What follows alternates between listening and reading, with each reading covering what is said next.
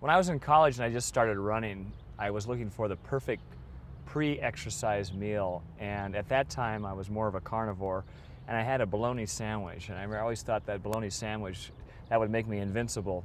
What I realized after running for a while and gravity taking over, the bologna sandwich didn't digest very well. So I gravitated to other sources, and over the last 30-odd years, I've kind of refined that, and I think the science has also told us a few things on what to eat and what not to eat, and bologna sandwiches are not on the menu.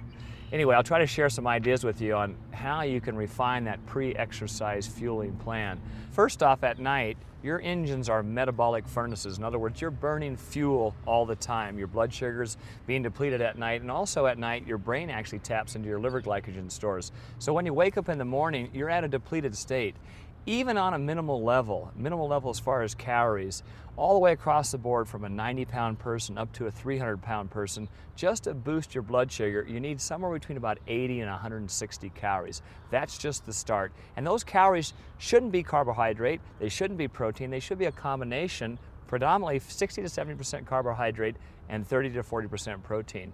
Now I'm going to give you some quick math so you can really calculate it exactly if you're going out for a hard training day. And a hard training day could be 45 minutes, it could be 3 hours. And I'll give you a range to kind of look at. You've got to take your body weight in pounds and divide it by 2.2, and that will yield kilograms. And I'll use a simple example. A 154-pound person divided by 2.2 equals 70 kilograms. I want to figure out carbohydrate calories because that should be 60 to 70% of my total calories for that morning meal. So in computing that, the range is between 0.5 to 1.0 grams per kilogram to yield carbohydrate grams. Now that sounds like a lot of gobbledygook. Let me tell you the simple way to get to it.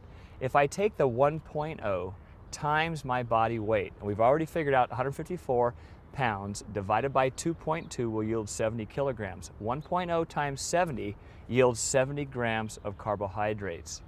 That's an easy one. 1 times 70 is 70.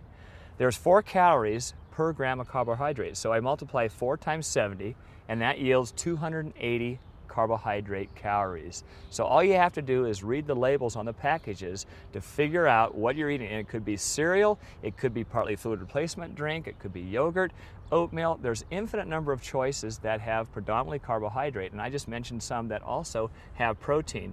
The protein and fat should be the remaining 30 to 40% of your total calories. So if you take the higher number, 1.0, this equals 280 carbohydrate calories, and you've got the remaining 30 to 40% of your calories that should come from protein and fat, yielding approximately 150 calories.